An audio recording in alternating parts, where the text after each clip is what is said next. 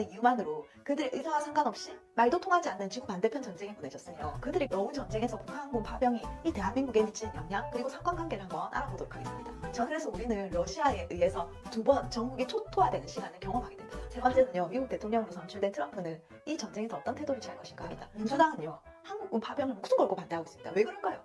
북한과 러시아의 불리해지기 때문이죠. 민주당은요, 자유 대한민국이 잘 되는 것하고는 아무 상관이 없는 당입니다. 그냥 북한을 위해서 존재하고 자기 기득권을 위해서 존재하고 지금은 범죄자 이재명을 지키기 위해서 존재하는 당으로 전락했습니다.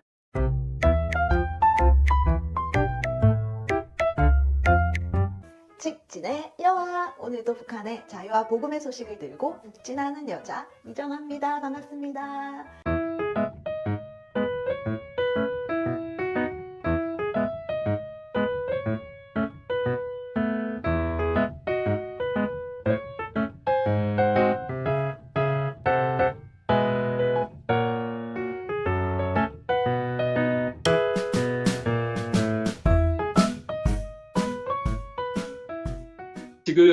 지금 우리가 이제 러우 전쟁에 북한 병사들이 파병이 된 이런 상황 속에서 과연 우리는 이것을 어떻게 바라봐야 되고 또 우리나라는 이런 부분에 대해서 어떻게 대응하며 나가야 되는가, 또 우리 기도하는 우리 사람들은 정말 어떤 마음가짐으로 기도해야 되는가, 이 상황을 우리는 어떻게 직시해야 되는가가 오늘 주제잖아요.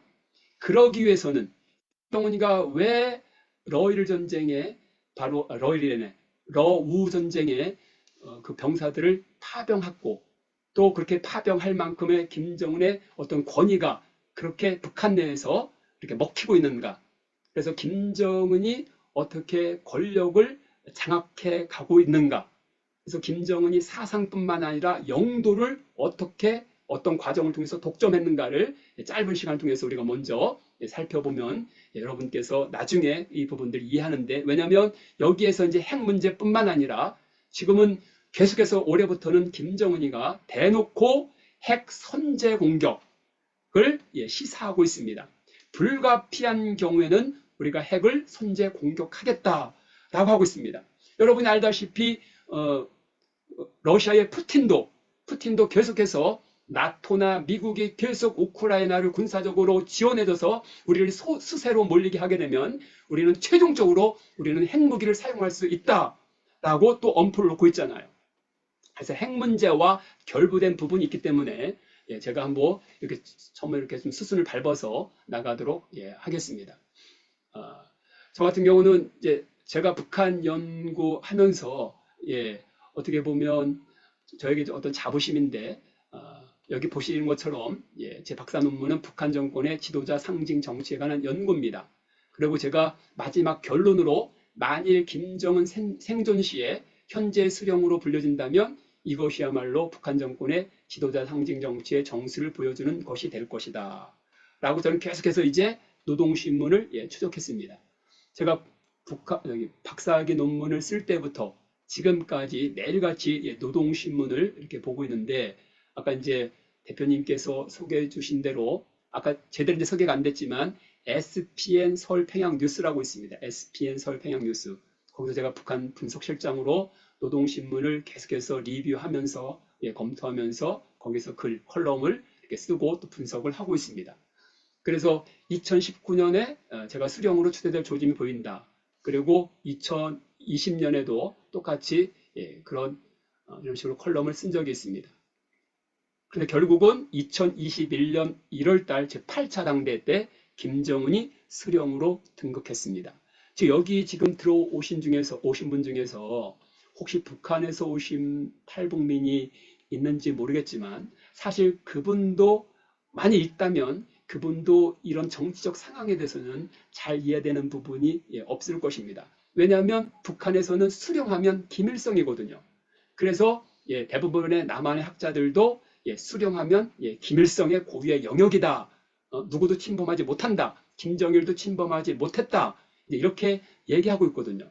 또 반대로 그와는 반대로 수령에 대해서 어떻게 또 접근하는 사람이 있는가 하면 수령은 개인적으로 직위를 지칭하는 게 아니라 하나의 제도적 차원이다. 그래서 북한의 최고 지도자는 그냥 당연히 수령의 지위를 갖는 거다라고 얘기하는 사람이 있습니다. 그래서 어쨌든 제가 김정은의 수령의 등극을 예측했을 때 양쪽에서 비판을 받았었는데, 그런데 2021년 1월 달에 제8차 당대 때 확실히 김정은이가 수령으로 등극했다는 것이 이렇게 여기 옆에 보게 되면 나오죠. 그리고 노동신문에서는 5월 달에 확실하게 이제 김정은이가 수령됐음을 확실히 다시 한번 정론을 통해서 밝히고 있습니다. 그럼 이게 무슨 차이냐? 김정은이 수령으로 등극한 것이 어떤 함의가 있느냐?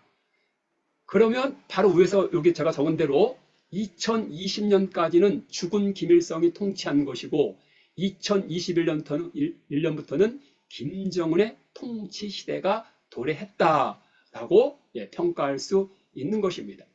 그러니까 김정은이 수령이 됐다는 것은 뭐냐면 바로 수령의 가장 큰 역할은 새로운 사상을 제시하는 겁니다. 새로운 사상을 제시하는 것. 그래서 여러분이 아시는 분은 아시겠지만 제2021년 8차 당대 이후에 김정은의 혁명 사상이 대두가 되었습니다. 김정은 혁명 사상. 바로 김정은이 새로운 사상을 창시했다라고 그렇게 받아들일 수 있는 것입니다. 그래서 이렇게 쭉 보게 되면 1단계, 2단계, 3단계, 4단계가 있고, 그래서 2021년부터는 독자적 권력 시기가 김정은이 그것을 독자적 권력 시기를 이제 추진하게 되었다라고 볼 수 있습니다. 그래서 여러분 선교회가 제가 잘 모르겠지만 아무래도 북한에 대한 여러 가지 뭐 이렇게 강의도 여러 가지 좀 제가 들었을 거라고 제 짐작이 됩니다. 근데 그래서 이미 아실 수 있겠지만 제가 다시 좀 정리해 봤는데, 우리가 주체 사상, 그리고 오늘날 우리 남한 내에 주사파들이 굉장히 많다. 그죠? 근데 주사파를 우리가 어떻게 정의를 내릴 것이냐.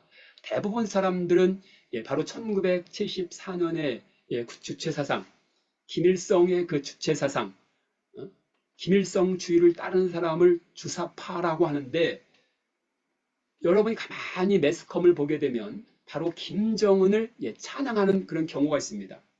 그럼 그것은 김정은주의, 바로 김정은의 혁명 사상을 받아들이고 김정은을 추종하는 사람들입니다. 그들도 주사파의 범주에 반드시 포함시켜야 된다는 것입니다. 왜냐하면 주체 사상이 김일성주의로 발전을 했는데, 김일성주의는 김일성의 유일혁명 사상 플러스 김정일의 유일적 지도 체계를 말합니다. 그리고 김일성-김정일주의는 김일성, 김정일 혁명 사상에다가 김정일의 유일적 영도 체계. 그러면 김정은주의는 뭐겠습니까? 아직 북한에서는 김정은주의라는 용어가 아직은 등장하지는 않았습니다. 하지만 김정은의 혁명 사상이 올해부터는 김정은의 혁명 사상을 김일성, 김정일주의를 계승하고 심화 발전시킨 것이라고 제시를 한 만큼 김정은주의라고 봐도 무방하고, 제가 볼 때는 이제 내년이 제 80년 당 창건 80주년이 되는 날인데, 노동신문에서 보게 되면은 아주 획기적인 새 시대, 새 정치 시대가 열린다라고 얘기하고 있습니다. 지금 사실 노동신문에 보게 되면 김정은이가 수령으로 등극했지만 대놓고 김정은을 김정은 수령 김정은이라고 적시하지는 않고 있습니다. 근데 저는 이제 2025년이 되면 이제 본격적으로 김정은에게 이제 수령으로 공식적으로 불릴 것이고, 동시에 김정은주의가 대두된다고 봅니다. 이미 2024년부터 김정은의 사상과 김정은이 사상과 영도를 독점했습니다. 이거 굉장히 지금 김일성 시기와 김정일 시기, 김일성도 갖지 못했던 이런 어떤 권한을 김정은은 지금 누리고 있습니다. 근데 이미 이전에 요거는 이제 제가 어쨌든 수령에 대해서 사실 북한을 연구하는 데 있어서 북한 지도자 연구가 거의 70%입니다. 그러니까 김정은의 판단에 의해서 모든 것들이 바뀌는 거잖아요. 그러니까 김정은의 어떤 그 판단, 정치적 행보를 추적하는 것이 가장 어떻게 북한 연구의 핵심일 수도 있습니다. 근데 이제 김정은의 그 권위가 어디까지 도달했는가, 이 부분도 매우 우리가 주목해야 되는데, 그래서 제가 어쨌든 이것을 학계에서도 인정받았다고 제가 이렇게 올린 거고, 또 수령에 대해서 더 김정은과 수령의 그 연관성 하면 저기 한번 직접 보시면 좋겠습니다. 근데 이제 이 부분도 제가 말씀을 좀 드려야 되는데, 이미 김정은은 2019년에 헌법을 개정하면서 김정일보다 김일성보다 그 지도적 권한, 헌법적 권한이 더 세졌습니다. 김정일뿐만 아니라 김일성을 능가했습니다. 시간상 그냥 이렇게 넘어가고, 왜냐하면 가장 이제 중요한 것이 어떤 것인지만 말씀드리면 되기 때문에 이게 좀 깨졌는데, 김일성, 김정일 시기에는 최고인민회의, 그러니까 우리나라 말하면 국회입니다. 국회의 권한 중에서 어떤 것이 있었냐면 국방에 대한 권한 행사가 있었고, 전쟁과 평화에 관한 문제를 결정하는 이런 권한이 최고인민회의에 있었습니다. 그런데 2019년 헌법을 개정하면서 이 권한을 모두 삭제했습니다. 그러면서 전쟁에 관한 모든 문제는, 바로 국방에 대한 모든 것은 김정은이가 전권 행사하도록, 더 이상 누구의 간섭도 받지 않고 김정은의 판단하에 전쟁을 일으킬 수 있는 이런 권한을 김정은이가 헌법적으로 보장받게 된 것입니다. 이거 좀 전에 했던 거와 똑같은 거죠. 그래서 2018년 신년사에 핵단추가 내 사무실 책상 위에 항상 있다는 것은 이협이 아니라 현실임을 똑바로 알아야 한다.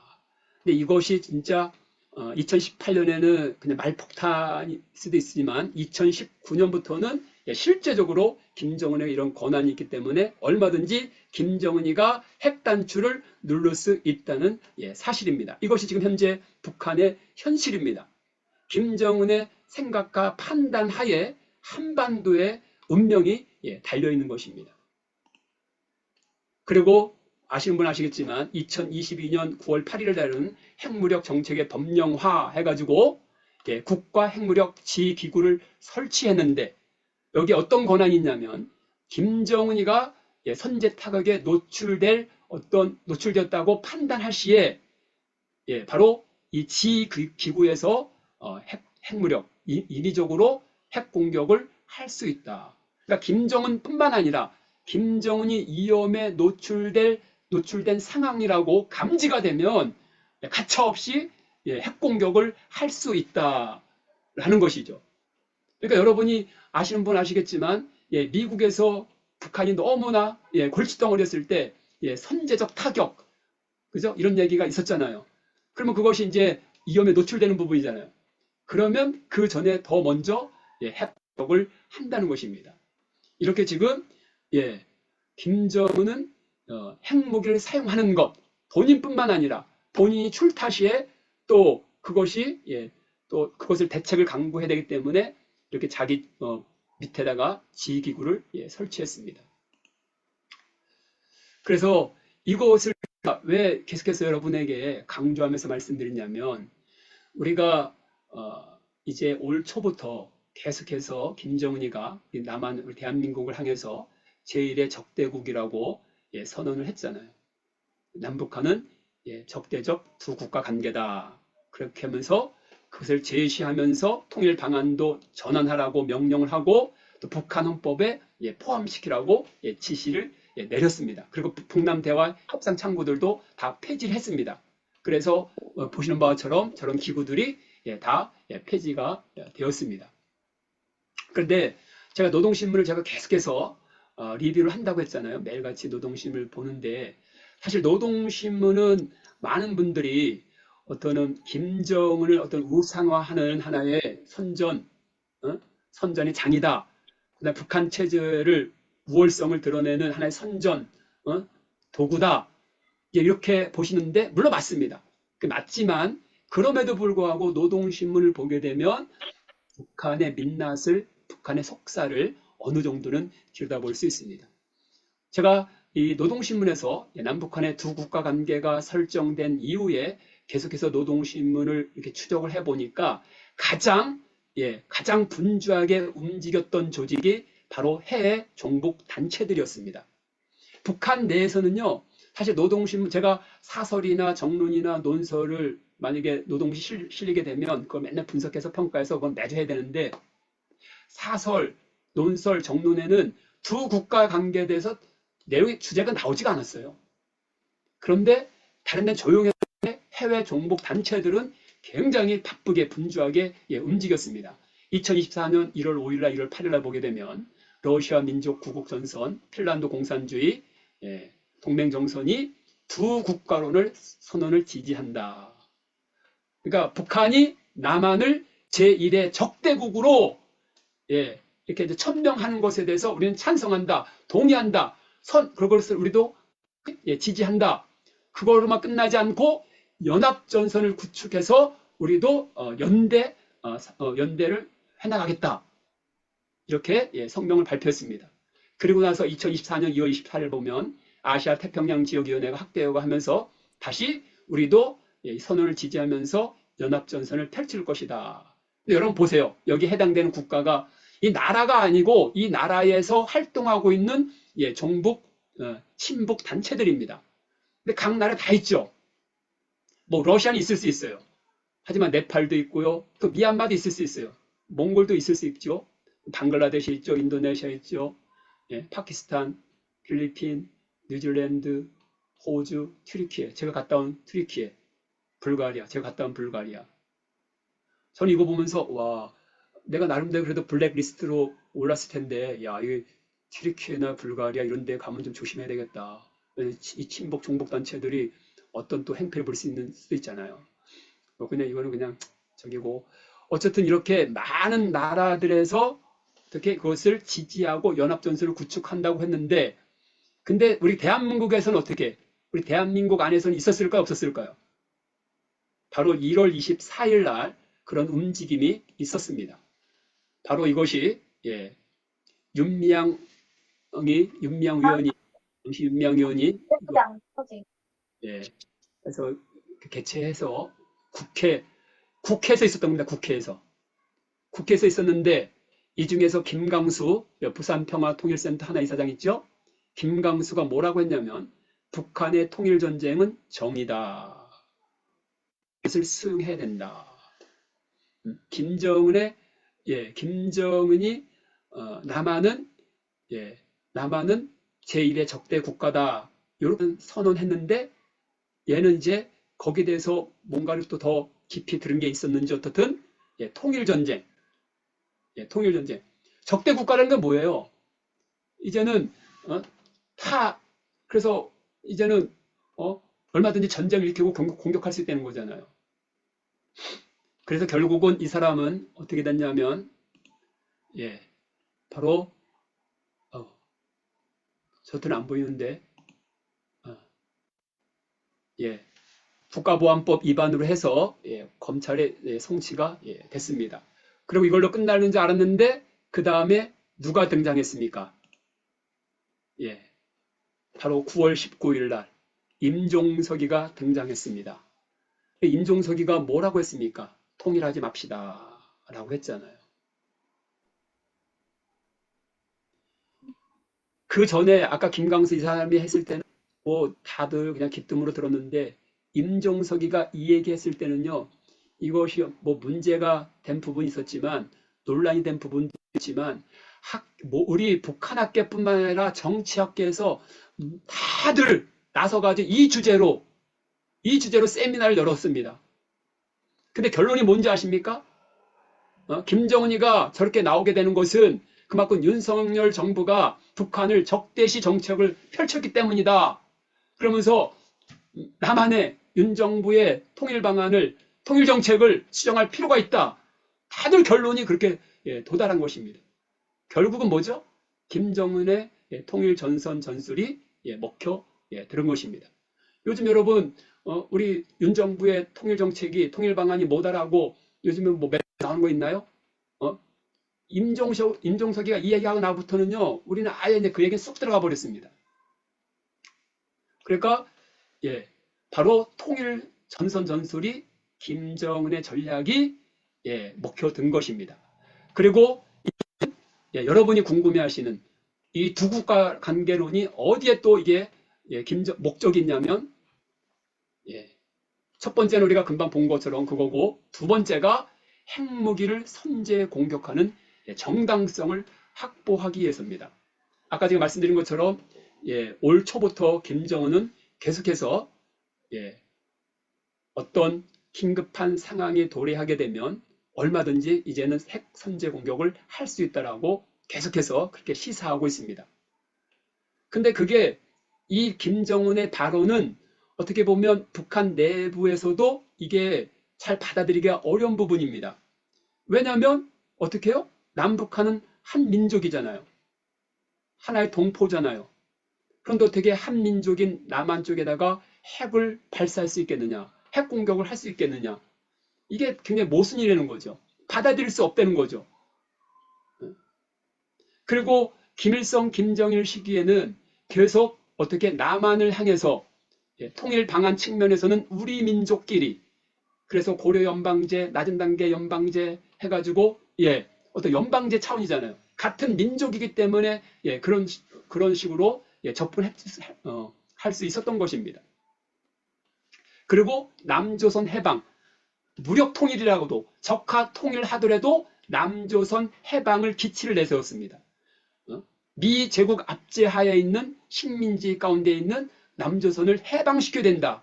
무력 통일, 적화 통일 그런 어떤 전략일지라도 남조선 해방을 기치를 내세웠습니다. 같은 민족의 개념을 가지고 그 논리를 가지고.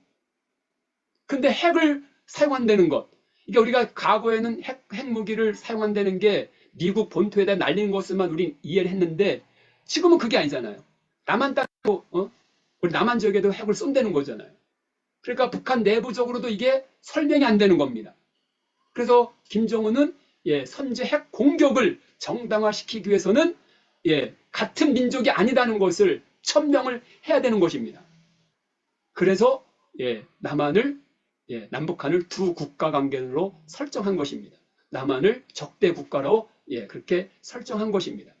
근데 아직까지도 북한 내부적으로는 이게 왜냐하면 김일성, 김정일의 통일 방안을 정면으로 위배하는 것이기 때문에 유은 통치하고 유은 통치를 거부하는 것이기 때문에 북한에서도 상당히 지금 이 실무자들이 아주 골치를 썩으면서 이 부분들을 어떻게 하면 해결할까 지금 궁리 중에 있습니다.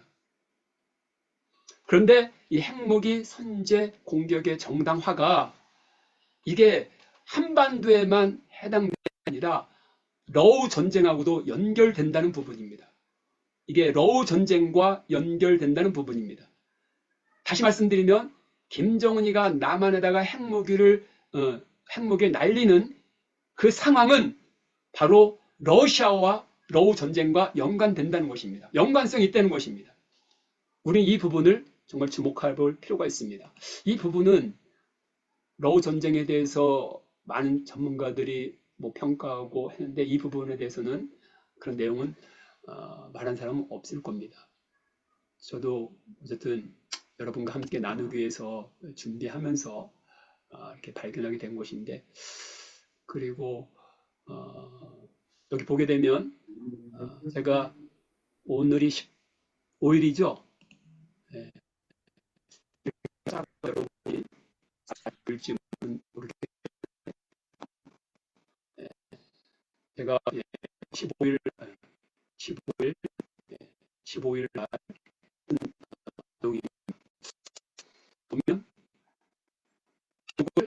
팀과 자원적인 러우 전쟁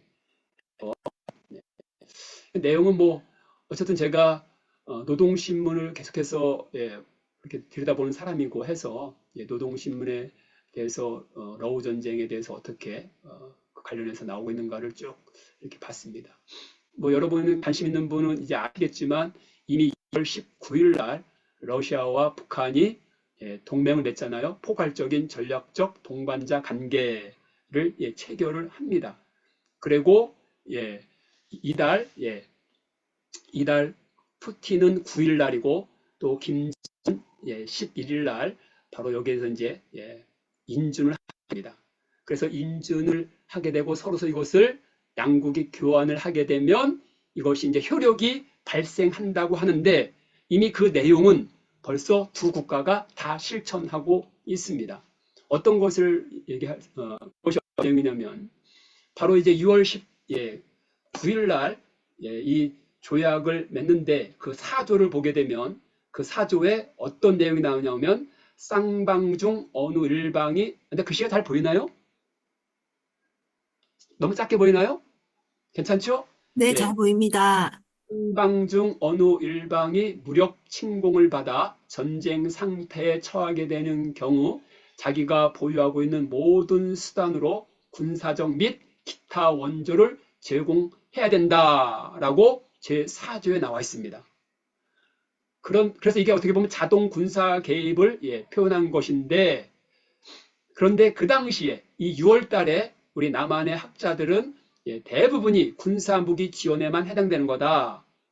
근데 그것이 어떻게 보면 더 많은 설득력보다는 거기에 무게가 쏠렸고 다만 그럼에도 저는 계속해서 노동신문 집중해서 이렇게 보니까 아니다. 병력 파병까지도 포함되는 부분이다 라고 해서 2월 20일 날 제가 이 내용을 썼고 제시했고 그래서 우리는 이것을 준비해야 된다. 그런데 이 당시에는 뭐 병력 파병 아무도 언론에 기사가 나오지 않았습니다. 여러분도 지금 이제 거의 10월 달에 10월 달에 우리 북한 병사들이 그죠? 러시아로 파병된 이후에 이런 내용을 접했을 것입니다. 그 전에 뭐 파병될 어떤 뭐 위험성이 있다는 그 내용을 접했을 것입니다.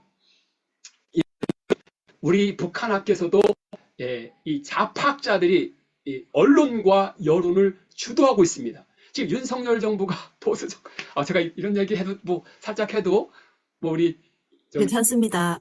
님이 뭐 여기 계신 분들은 잘 뭐 보십니다.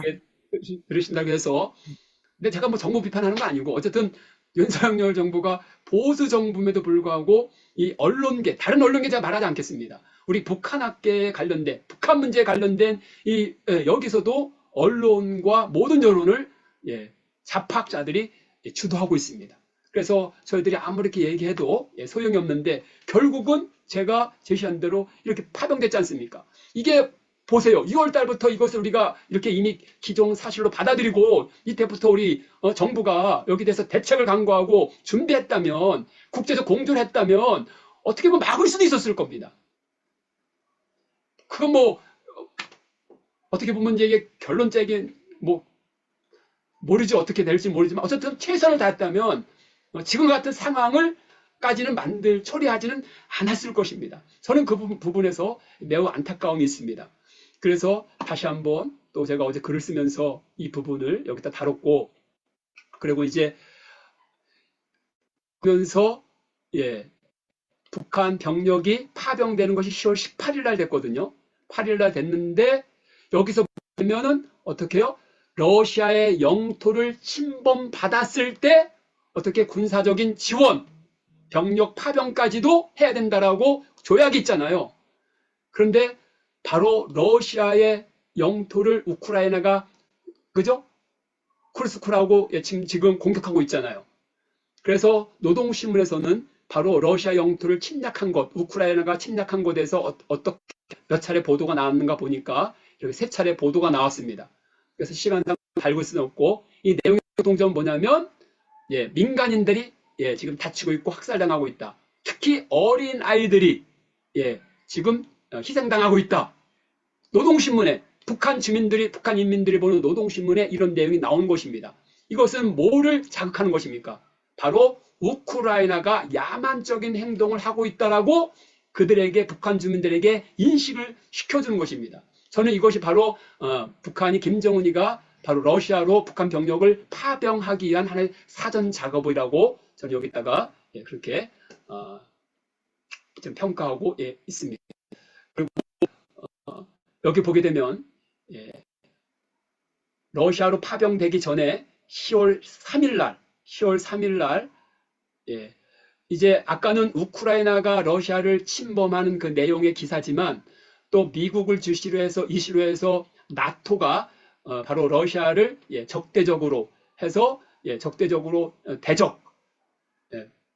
러시아를 대적하는 내용을 10여 편이나 싣고 있는데 그 중에서 하나를 제가 한번 가져왔습니다.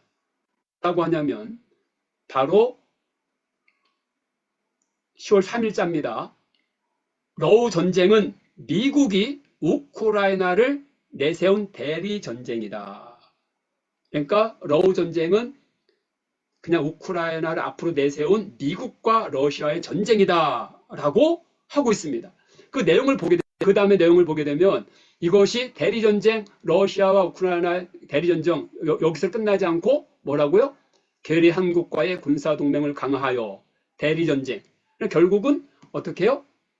남한과 북한과의 만약에 전쟁이 벌어지게 되면 이것도 남한을 내세운 미국과 북한과의 대리전쟁이다. 그러니까 미국과의 전쟁이 되는 겁니다. 지금 러시아 러우 전쟁도 그렇고 이 한반도의 전쟁도 미국과의 전쟁이라는 것입니다. 러시아와 북한과의 미국과의 전쟁이라는 것입니다. 그렇기 때문에 남한과 북한과의 그 대리전쟁, 미국과의 대리전쟁을 막기 위해서는 먼저 러시아, 우크라이나 전쟁을 먼저 막아야 된다. 미국의 그 전쟁을, 미국의 그걸 차단시켜야 된다. 그러니까 여기서도 어떻게 보면 북한 병사들의 러시아 파병이 어떤 정당성, 당위성이 확보되는 측면이 있습니다. 그런데 이제 또 심각한 것은 뭐냐면 이제 이겁니다. 이제 6월달 그 19일 날 그 조약이 있고 김정은과 푸틴이 여기에 대해서 이제 평가하고 설명하는데 그 전에 보게 되면 10월 20일 날 김정은이 지금 하나의 담화문을 냈습니다. 노동신문에. 그런데 이제 평양상공 무인기 출현 여러분 아시죠? 이거에 대해서 이제 우리가 도발했다라고 우리 국방부가 군사적 도발이라고 이렇게 했잖아요. 근데 감히 핵무기를 보유한 나라에 겁도 없이 그렇게 하느냐 했는데 남한만 욕한 것이 아니라 우크라이나까지 싸잡아서 김여정이가 판을 했습니다.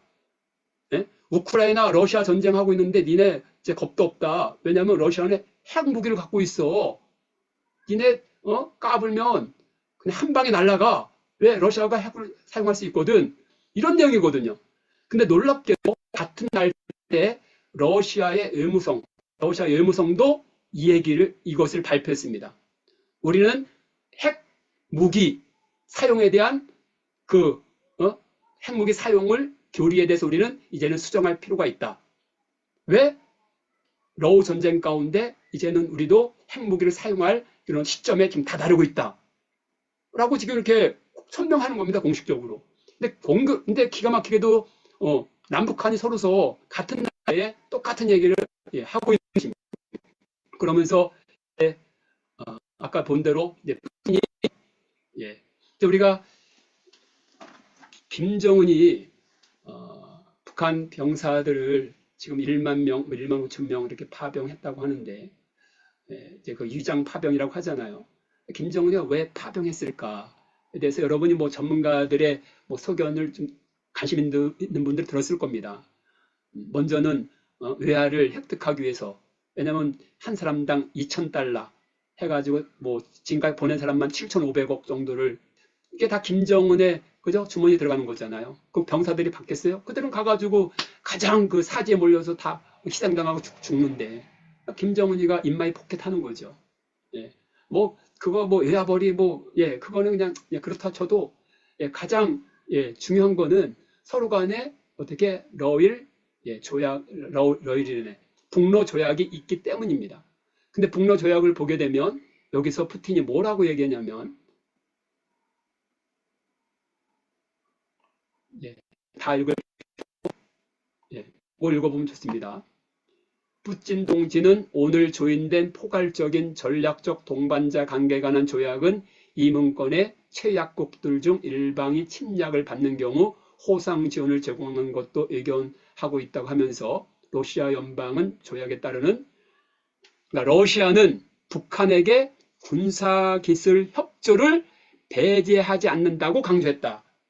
박사님, 러시아는 북한에게 최첨단의 군사 기술을 지원해 주겠다라고 약속을 한 겁니다. 박사님, 예. 박사님, 네, 저기 죄송한데 지금 말씀하시는 시간이 얼마 됐죠, 거랑 지금? 예, 화면에 떠 있는 이 자료랑 좀 달라가지고 그런가요? 네네. 아까부터 좀 많이 달라서 그럼 말로만 하겠습니다. 그냥 하면 없어도, 그냥 말로 설명하겠습니다. 예. 네. 어쨌든, 이 동로 조약에 가장 우리가 주목해야 되고, 가장 우리가 정말 진짜 긴장해서 봐야 될 게 바로 이겁니다. 예. 어떻게 유엔 안보리의 모든 안보리 협약을 위반하면서까지 푸틴이 김정은에게 핵무력을 완성할 수 있는 최첨단의 핵 모든 기술을 지원해 줬느냐. 그런데 여러분 유튜브 보시면 어떤 분들은 그건 말도 안 된다. 유엔 안보리에 그건 걸리는 거다. 러시아가 그렇게 할 수 없다. 뭐 이렇게 하는데 실제로 그렇게 됐어요. 그래가지고 10월 31일 날 화성 19형을 발사했잖아요. 그것은 화성 18형보다 훨씬 더 기술이 최첨단화된 겁니다. 핵탄두 소형화가 이루어졌고, 그다음에 미국 본토까지 날아갈 수 있는 완전한 이제 핵 무력 완성이 된 겁니다. 누구죠? 푸틴이 왜 김정은에게 북한에게 이런 것을 핵무력을 완성할 수 있도록 기술을 지원했을까요?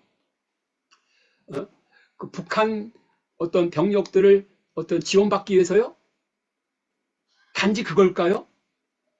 물론 지금 러시아에서는 북한 병력이 파병되기 전에 이미 러시아 군인이 러우 전쟁을 통해서 50만 명, 벌써 이미 한 달 전입니다. 50만 명이 사라고.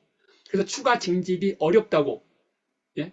러시아 국민들, 젊은이들을 징집하려고 하면 다 도망가고 다 뭐 해외로 탈출하고 막 그래서 추가 징집이 어렵고 그래서 더 이상 병력 모집이 안 되는 가운데 그나마 이제 북한에서 병력이 모집이 돼서 한숨을 돌린 바가 있지만 그거보다 더 그러니까는 뭐 러시아 이해 안 됐으면 푸틴과 좋겠어요. 김정은의 비약은 뭐냐면 아까 제가 얘기했죠. 미국과 나토가 계속해서 우크라이나를 군사적으로 지원하면서 러시아를 수비로 몰리게 하면 우리는 핵무기를 사용할 수 있다. 우크라이나다가 핵무기를 날릴 수 있다. 핵으로 공격할 수 있다. 라고 엄포를 놨잖아요. 그러면 만일 날아갔다 생각해 보세요. 그걸로 끝나는 게 아니라 바로 동시에 북한에서 이 남한으로 핵을 날린다는 사실입니다. 지금 이것은 어느 전문가도 이렇게 얘기하지 않았을 것입니다. 저는 이것이 맞다라고 저는 여러분에게 주장하고 싶지 않습니다. 하지만 저의 평가고 저의 판단입니다. 제가 이 노동신문의 이 조약을 면밀히 볼 때 그러니까 지금 아까 제가 저 제목처럼 푸틴과 김정은은 운명 공동체다. 자웅동체다. 같이 살고 같이 죽는다라고 같이 맹약을 한 관계다. 러시아가 에다가 핵을 쐈다고 생각해 보세요. 그러면은 미국이 어떻게 할 수 있을까요? 미국이 과연 러시아 본토에다가 핵을 날릴 수 있을까요? 굉장히 판단하기 어려울 것입니다. 혼란이 올 것입니다. 그런데 걷다가 북한에서 남한으로 또 핵을 또 공격해봐요. 그러면 이건 더 완전히 그냥 아주 깊은 혼란에 빠져들게 되는 것입니다. 이렇게 혼란을 야기시키면서 그 승기를 잡으려고 하는 것입니다. 지금 이런 부분에서 여러분 지금 우리가 물론 이제 오늘 주제가 북한 병력들이 이렇게 10,000명 넘게 파병이 되어서 지금 가장 격전 지금 하루에도 이제 수천 명씩 죽어가는 거기서 맨 앞에서 뭐 러시아 군인들은 장갑차 타고 움직이는데 이 사람들은 그냥 박격포 메고 막 뛰어다니고 그래서 허허벌판 산도 아니고 그 다 그냥 드론 공격을 당하든지 뭐 하든지 다 그죠? 맞아서 죽을 수밖에 없잖아요. 그래서 그들의 어떤 이런 참상을 보면서 우리가 어떻게 할 것인가, 우리 같은 진짜 통일을 같이 이루어가야 될 우리 젊은 세대들이 이렇게 무고히 지금 무참히 죽어가고 있다. 우리가 정말 이 부분에 대해서 우리가 정말 안타까워 여기면서 기도해야 된다. 그게 맞습니다. 그 중심은 그거 좋은데 어쨌든 러우 전쟁이 지금 어디까지가 확전될 수 있는지를 한번 저는 제가 얘기하고 싶은 것입니다. 그리고 북러 관계, 북한은 중국하고의 그러니까 중국과의 관계를 보면 압니다. 아예 중국은 지금 아예 상대도 안 합니다. 북한이. 왜? 푸틴하고 김정은은 운명 공동체가 되었기 때문에. 예. 그래서 만일 북한에서 우리 남한에 핵을 쐈다고 해봐요. 그럼 미국이 어떻게 할 수 있을까요? 지금 북한은 어떤 것을 갖고 있냐면, 이제 본토까지 날아가잖아요. 화성 19형이. 미국의 본토까지 날아가는데, 이게 바로, 이제 핵탄두가 소형화가 됐습니다. 그래서, 바로 이 ICBM에다가 핵탄두를 3개 장착할 수 있어가지고, 하나는 LA, 하나는 뉴욕, 워싱턴, 3개 시에 동시에 날릴 수 있습니다. 그러니까 그만큼, 물론 미국에서 최첨단의 기술이기 때문에 요격할 수 있지만, 그만큼 더 어려워진다는 사실이죠. 근데 만약에 미국에서 1%라도 이것이 본토에 떨어진다 생각해 보세요. 너무 끔찍한 거잖아요. 어떻게 한반도 문제 개입할 수 있을까요? 어렵죠. 자기네 안전이 먼저잖아요. 그러니까 지금 이 약점을 지금 김정은과 푸틴이 지금 파고들고 있는 것입니다. 저는 그래서 사실 요거 그 다음에 뭐가 나오는지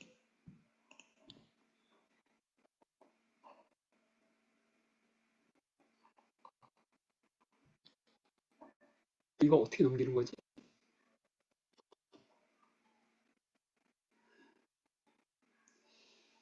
제가 조금 이제 흥분했는데 그 김정은하고 제가 뭐 얘기했었죠? 참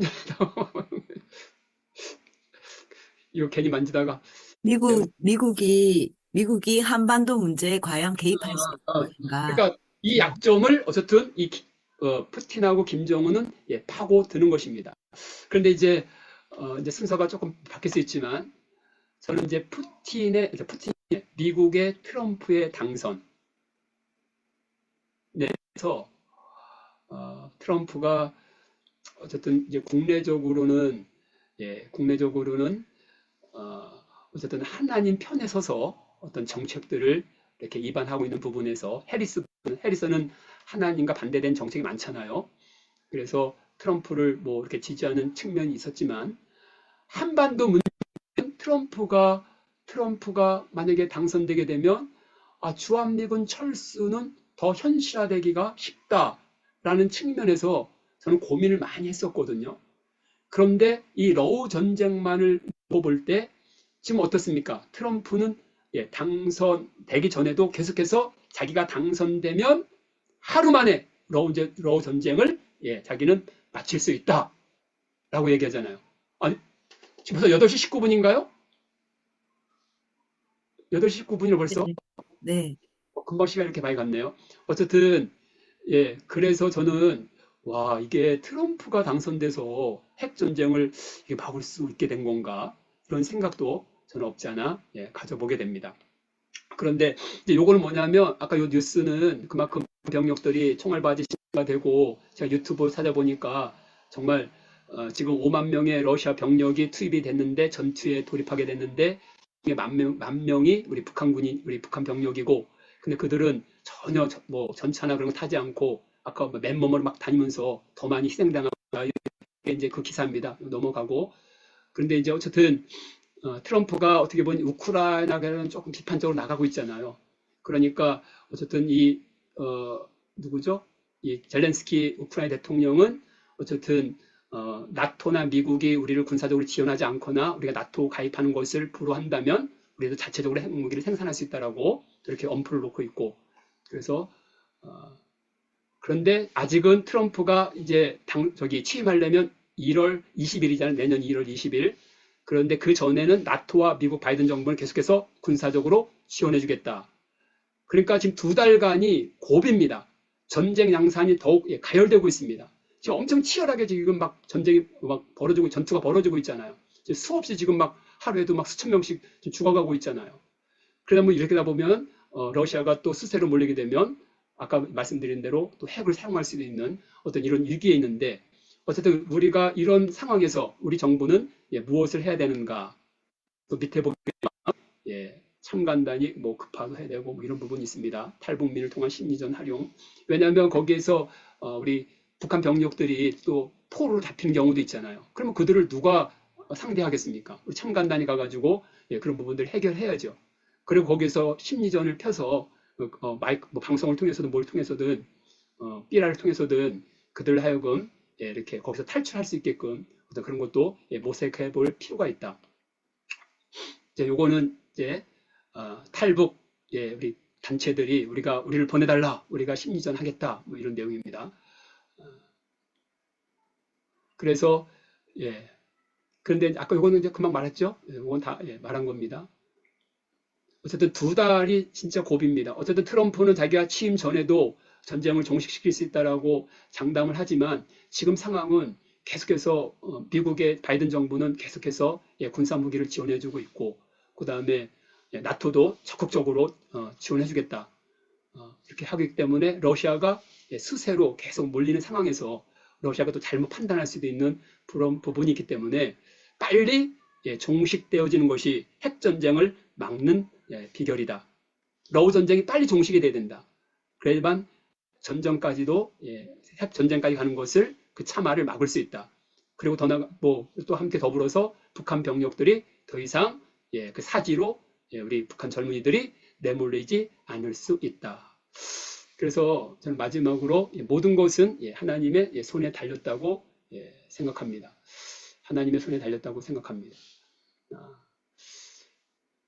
북녘 땅의 회복의 약속, 저는 2000년도 이미 이제 20년 전이 벌써 20년이 훨씬 넘었죠. 20년 전이지만 저는 북녘 땅을 회복시키겠다는 약속을 받았습니다.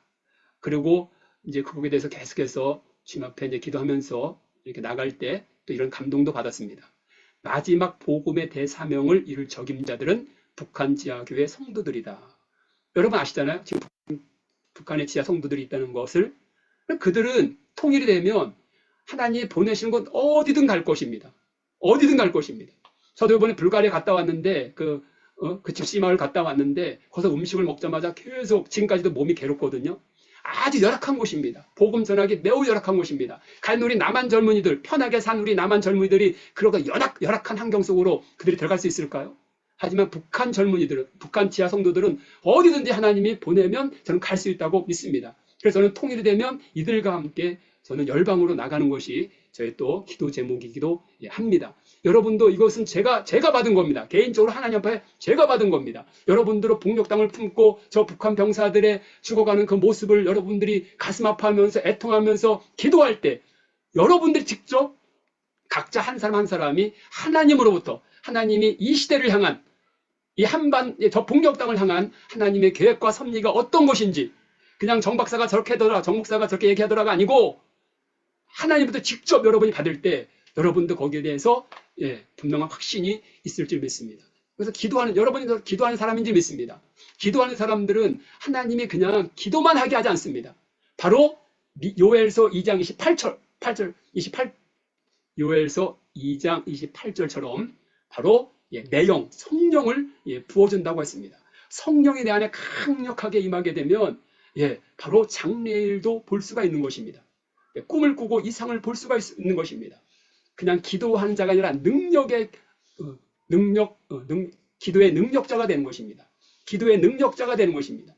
또 기도하게 되면 기도하면서 또 영혼들을 품게 되고 또 북한 영혼들을 살릴 뿐만 아니라 또 하나님은 북한 영혼들만 중요한 게 아니잖아요. 하나님은 어느 열방의 모든 죽어간 영혼들 하나님은 그분 주목하고 계시기 때문에 그래서 여러분들이 북한을 품고 있다가라도 또 다른 열방을 영혼을 살리라고 하면 또 거기에 순종할 수 있는 것이고 어쨌든 여러분이 기도하며 주 앞에 나갈 때 주님의 성령의 놀라운 부으심 가운데 여러분 이 시대를 여러분이 정말 이 시대를 읽고 이 시대를 조명하고 이 시대를 간파하고 하나님의 뜻을 이뤄나가는 여러분들이 되기를 예수의 이름으로 축원드립니다. 마치겠습니다.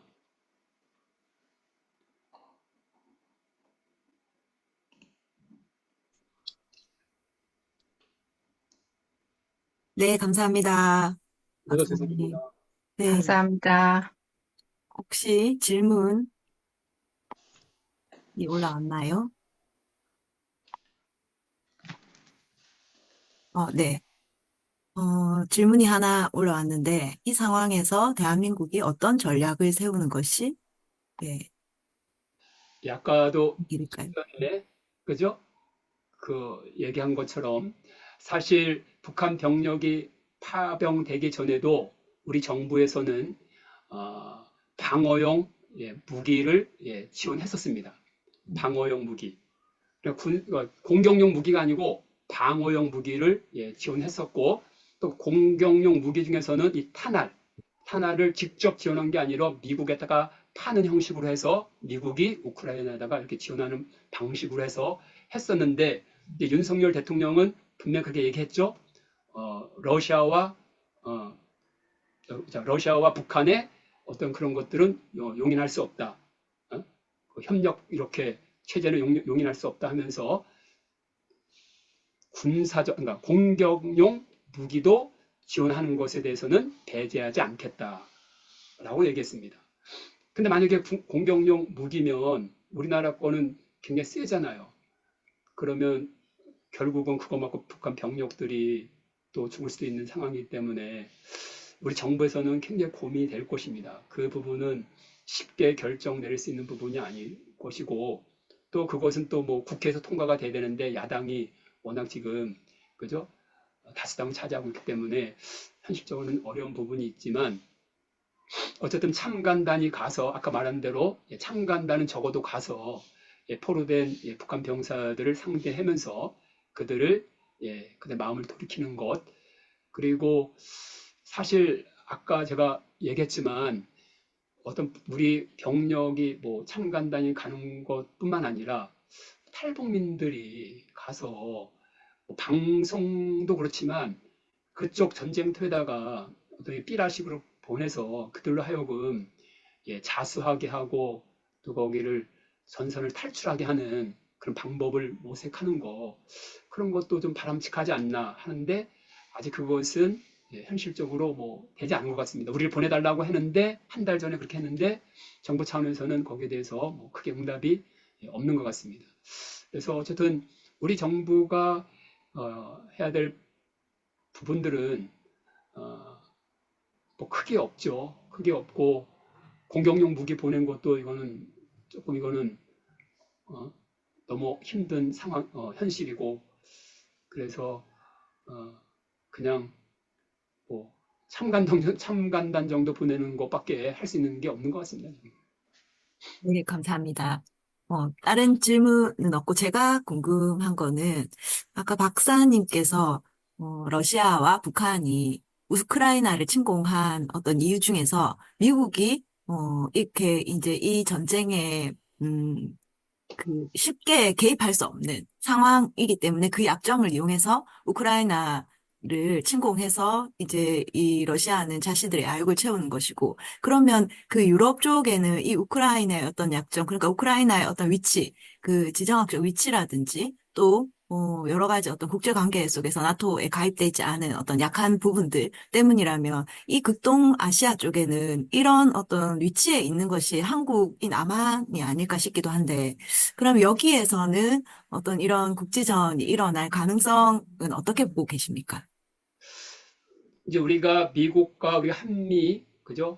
한미 동맹이 더욱 바이든 정부 때 강화가 돼서 우리는 많이 조금 안전하고 있는데 왜냐하면 유사시에 핵 전략 자산을 급파하겠다 뭐 이런 어떤 약속도 있고 해서 미국이 우리를 지켜준다라는 어떤 그런 어떤 안심을 하고 있는 부분이 있는데 근데 미국도 다른 나라입니다. 근데 미국이 볼 때 우리 남한보다도 더 지정학적으로 바로 대만이 더 크게 좌우하고 있습니다.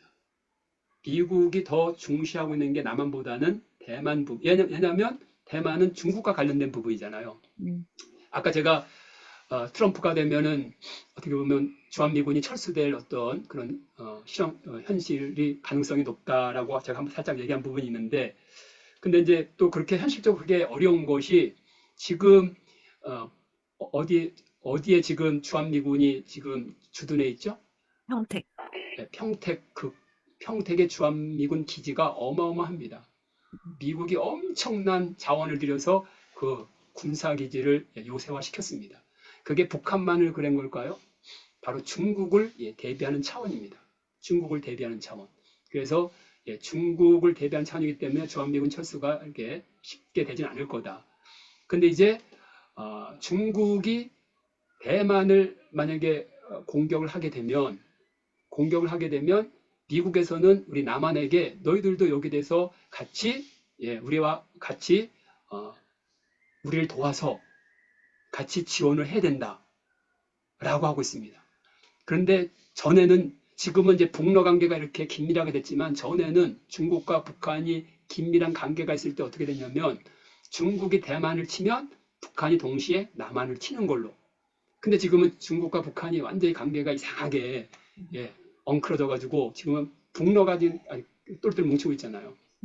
그래서 지금은 중국이 대만을 칠 수 있는 그런 상황이 뭐 크게 있는 건 아니지만 어쨌든 미국이 볼 때 남한은 사실 방금 질문하신 대로 우크라이나가 러시아의 영토가 되면 러시아에게 완전히 다 먹히게 되면 나토 이쪽 서방 세계는 굉장히 긴장 수위가 높아지는 겁니다. 러시아가 거기까지 들어오는 거니까.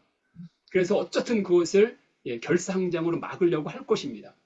근데 남한의 지정학이 남한이 있어야만 그래도 중국하고 러시아를 탁 막는 게 아닌가. 자유주의 체제에서 하지만 대만과 일본으로도 충분하다라고 미국은 생각할 수도 있습니다. 그래서 어떤 상황이 전개가 될 때는 남한은 희생당할 수 있는 충분한 어떤 이런 여건이 된다는 겁니다. 우리는 여기에 대해서 정말 우리는 조금 더 깊이 이것을 알고 우리가 뭔가 더 자력을 스스로 우리 힘을 키워낼 거라고 생각합니다. 네, 감사합니다. 또 혹시 시간이 좀 있어서 직접 질문하실 분 있으시면 지금 음소거 해제하시고 질문 받겠습니다.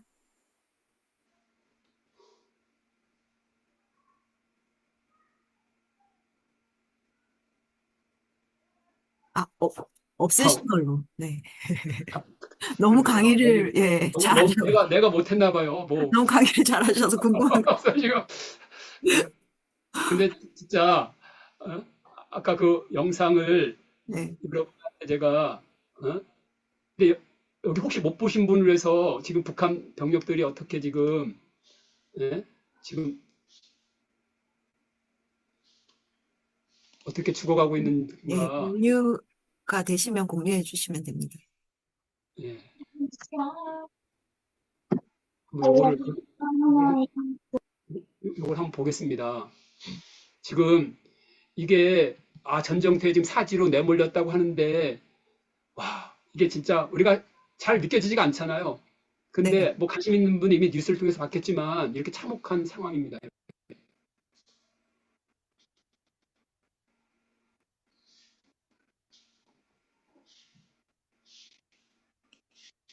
요거 이제 저거고 두 번째 걸 볼게요. 왜냐하면 요거는 북한 병력이 어떻게 그 상황을 얘기하는 게 아니라서 이거 말고 두 번째 거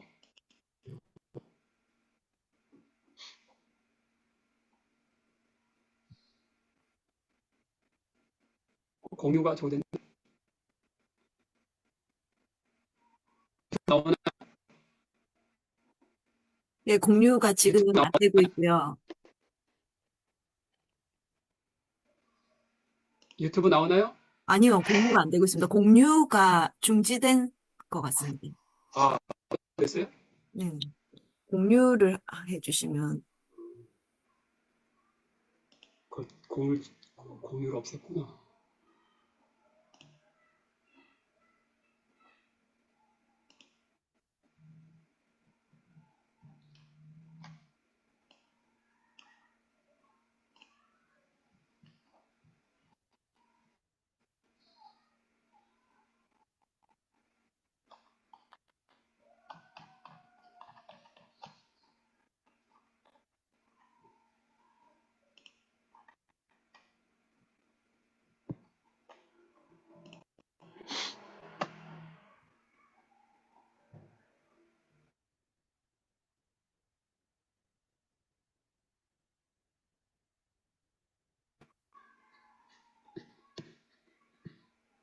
공유가 잘 안 되시면, 네, 저에게 예, 주시면 저희, 예, 오픈 채팅방에 올려보도록 하겠습니다. 이 네, 슬라이드가 이게 내용이 슬라이드 내용이 안 나오네. 네, 저한테 주시면 제가 오픈 채팅방에 올려보도록 하겠습니다. 사실은 저희는 이제 거의 대부분 그6.25 전쟁을 치르지 않은 세대이기 때문에, 그죠? 이런, 네, 나왔죠? 국제적인 관계에 대해서 좀 안이한 생각들이 있긴 한 것 같습니다. 예, 안 나오거든요, 박사님. 맞죠? 네. 어, 지금 젊은 여러분 여기다 뭐 20살, 21, 22 우크라이나군이 공개한 쿠르스크 지역의 전투 영상입니다. 러시아군을 드론으로 그럼 공격하는데 화면이 안 나옵니다. 는 병사를 무리해도 폭탄을 투하합니다. 진짜 드론이 아예 장갑차로 돌진하는 겁니다. 나오죠? 아니요, 쿠르스크에서 상당수의 안 나옵니다. 화면이 안 나옵니다. 1000명 이상의 전사자가 나오고 있다고 주장했습니다. 러시아가 쿠르스크 탈환 작전에 네. 투입한 5만 박사님, 화면이 나오지 않습니다. 박사님, 제 소리가 안 들리는. 화면 안 나오나요? 네, 화면이 안 나옵니다. 클 것이라는 전망입니다. 이런 가운데 러시아도 우크라이나 수도 키이우를 겨냥해 미사일을 박사님, 공유는 안 나오나요? 예, 공유는 그냥 저한테 카톡에 예, 안 보내주시면 나오나요? 파일 올려주시면 제가 올려드리겠습니다. 네, 감사합니다, 박사님. 이제, 예, 예. 네, 질의응답은 여기까지. 저한테 그 파일을 주시면 제가 저희 오픈 채팅방에 올려드리도록 하겠습니다. 알겠습니다. 네, 너무 감사합니다. 모두 박수로, 네. 끝난 건가요? 기도해야지 참. 네, 너무 감사드리고, 지금 이 시간에는 그래도 이제 저희가 이 상황을 하나님께 올려드리고, 이 상황의 모든 키는 하나님이 지고 계십니다. 그래서 저희가 이제 잠시라도 아주 잠시 기도할 건데요. 이 기도하고 또 여러분이 각자의 자리에서 정말 우리 박사님께서 얘기하셨던 것처럼 지금 이 시간에 기도할 때 또 하나님께 성령을 부어주셔서 각자에게 어떻게 기도하고 지금 앞으로 어떤 하나님이 어떻게 일하실지 보여주실 거라고 저는 믿습니다. 그래서 이렇게 세 개를 가지고 저희가 잠시 기도한 후에 광고하고 마치도록 하겠습니다. 첫 번째 기도 제목은요. 러시아 우크라이나 전쟁을 위한 기도입니다. 제가 읽고 같이 기도하도록 하겠습니다. 이르시되 너희는 가만히 있어 내가 하나님 됨을 알지어다. 내가 문나라 중에서 높임을 받으리라. 내가 세계 중에서 높임을 받으리라 하시도다. 시편 46편 10절 말씀입니다. 전쟁의 주관자 되시는 하나님께서 러우 전쟁 가운데 파병된 북한군이 생명을 얻을 수 있는 길을 열어가시기를 구합니다. 살려낸 군인들을 자유의 나라가 환영하고 돌보게 해달라고 기도하기 원합니다. 그리고 우리 파병된 북한군들 10대, 20대 청소년, 청년들입니다. 이들이 구원의 소식을 듣고 이 혼란 가운데서 천국의 평안을 가질 수 있도록 그런 길이 열리도록 기도해 주시기 바랍니다. 더 이상 전쟁으로 무고한 희생이 없도록 러우 전쟁 종전이 속히 이루어지되 하나님의 온전한 뜻 안에서 하나님의 방법으로 이루어지게 해달라고 기도해 주시기 바랍니다. 모두 음소거 해제해 주시고 주여 한번 부르짖고 통성으로 기도하겠습니다.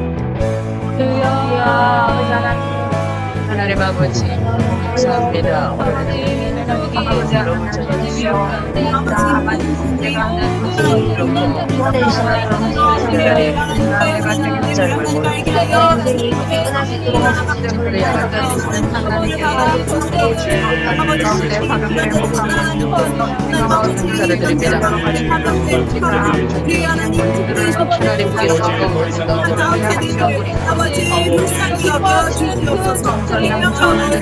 길을 열어주시옵소서. 아버지 구원에서 열어주시옵소서. 아버지 하나님 우리를 만나주시옵소서. 아버지 하나님 아버지 저희의 생명을 보호하여 너희의 자유와 복음을 허락하여 주시옵소서. 아버지 구원의 소식을 허락하여 주시옵소서. 아버지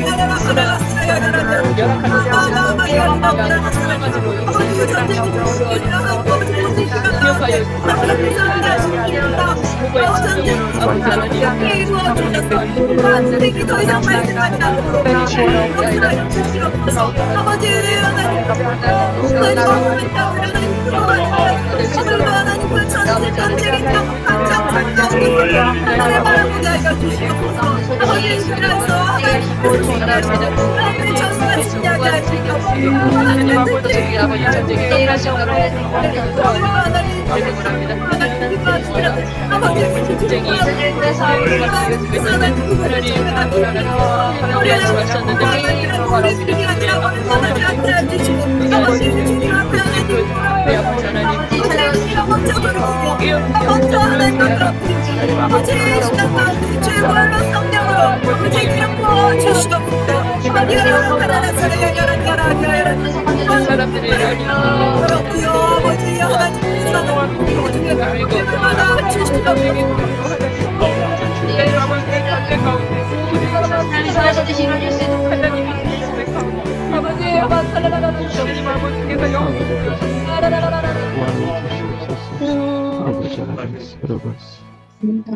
이번 시간에는 러시아 우크라이나 전쟁과 한반도 정세를 위해서 기도하기로 합니다. 야하시엘이 이르되 온 유다와 예루살렘 주민과 여호사밧 왕이여 들을지어다. 여호와께서 이같이 너희에게 말씀하시기를 너희는 이 큰 무리로 말미암아 두려워하거나 놀라지 말라. 이 전쟁은 너희에게 속한 것이 아니요 하나님께 속한 것이니라. 아멘. 악의 축인 러시아와 북한의 연합으로 인해서 치열해진 이 전쟁으로 말미암아 대한민국 국민이 두려워하거나 놀라지 말고 전쟁이 하나님께 속한 것임을 알고 하나님 앞에 엎드리게 하여 주시옵소서. 아멘. 어느 때보다 아멘. 외교가 중요한 위기 상황 가운데서 지금 외교가 너무 중요한 시간입니다. 윤석열 정부에게 은혜를 부어주셔서 이승만 대통령에게 주셨던 해안과 외교 능력을 더하여 달라고 기도해 주시기 바랍니다. 외교 전략을 짤 때 지혜를 주시고 대한민국의 위상이 높은 세계 강국이 되는 계기가 되게 해달라고 기도해 주시기 바랍니다. 또한 제2의 6.25 전쟁의 위기 가운데 대한민국을 불쌍히 여기사 이 러우 전쟁이 한국 전쟁으로 이어지지 않도록 은혜 부어달라고 역사하여 달라고 기도해 주시기 바랍니다. 대한민국 국민에게 파병된 10대 청소년 청년들을 국률이 여기는 마음을 허락하셔서 그들의 생명과 자유를 보장하는 여론이 형성되게 하시고 국제적인 여론도 그들의 인권이 보호되는 방향으로 기류가 바뀌게 해달라고 기도해 주시기 바랍니다. 우크라이나 강제 파병을 계기로 북한이 내부로부터 완전히 붕괴되게 하시고 자유의 물결이 그 땅을 덮게 하시고 김정은 저악한 우상의 목이 꺾이고 점도 남지 않고 사라지게 해달라고 기도해 주시기 바랍니다. 대한민국 교회가 이 땅의 유일한 소망임을 깨닫고 러우 전쟁과 한반도 정세를 위해서 하나님 앞에 엎드려 기도하게 하시고 대한민국의 제2의 영적 부흥이 일어나고 거룩하게 일어나는 그런 역사들이 일어나게 해달라고 주여 한번 부르짖고 통성으로 기도하겠습니다. 주여 아버지 러시아 우크라이나 한반도와 직결된 이 모든 우리 나라가 주님이 없이 하나님 앞에 아버지 원고하시고 아버지 정말 아버지 마지막 아버지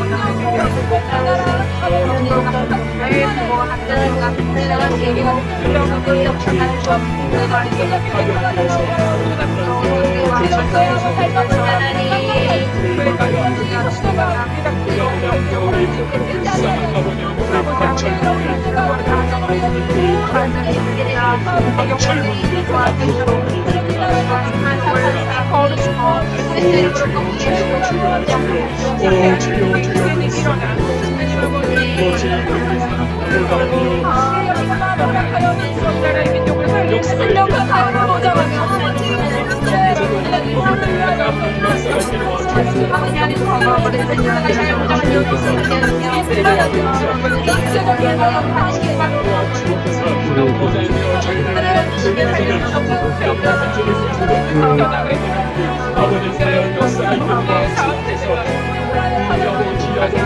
아버지 하나님 것이 아버지는요 인간의 번역을 얼마나 것이 그리스를 두고 있는지를 아버지는 잘 아십니다. 시간에는 마지막으로 복음 통일을 위해서 기도하기로 합니다. 하나님이 시온을 구원하실 것이요 유다의 성들을 다시 지으시리라. 그러고 나면 백성들이 거기 정착하리니 그 땅을 차지하게 되리라. 아멘. 35절. 아멘. 북한, 중, 러시아의 검은 동맹 관계가 자중 질환으로 파쇄되게 하시고 한국의 동맹이 더욱 견고해지게 해달라고 기도해 주십니다. 아멘. 트럼프 대통령 당선인을 붙들어 주사 정전 협상이 대한민국의 안보를 강화하고 국제 정세를 자유민주주의 한반도 통일의 방향으로 흘러가는 그런 협상으로 이끌어갈 수 있도록 지혜 달라고 기도해 주십니다. 아멘. 북한 주민들에게 자유 복음의 소식이 들어가고 자유의 갈망과 복음의 소망이 북한 정권을 무너뜨리는 대한민국 복음 통일의 시간 되게 해달라고 기도해 주시기 바랍니다. 아멘. 주여 한번 부르짖고 통성으로 기도하겠습니다. 주여. 네, 혼란과 아버지 정신을 이루어지는 것이 이 시기를 사용하여 이 시온을 구원하여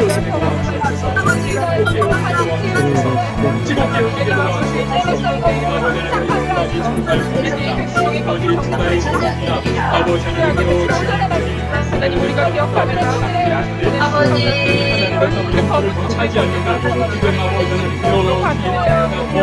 경찰의 예가 선행하고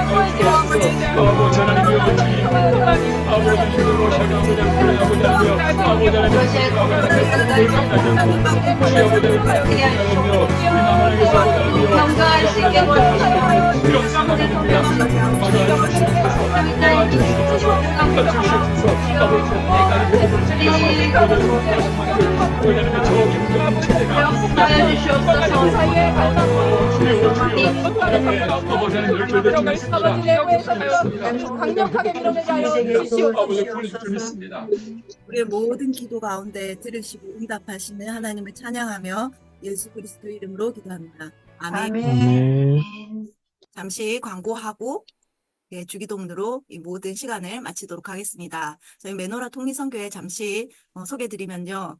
이 다음 세대와 복음 통일을 위해서 자유와 복음을 자유민주주의 이 대한민국이 정말 복음 통일로 가는 그 길을 여는 그런 데 쓰임받기 위해서 세워진 단체입니다. 그래서 여러 가지 사역이 있는데 저희가 특별히 매일 새벽마다 기도회를 줌으로 합니다. 6시부터 6시 40분까지 월요일부터 목요일까지 또 토요일도 기도회를 합니다. 여러분 그리고 또 이것의 광고는 복음 통일 기도 골방이라는 오픈 채팅방에서 이런 광고들이 올라가고 있습니다. 여러분이 지금 여기에 계신 분들 중에 복음 통일 기도 골방이라는 오픈 채팅방에 들어와 있지 않으신 분들은 문의해 주시면 문의 전화번호 지금 채팅방에 좀 올려놔 주실래요?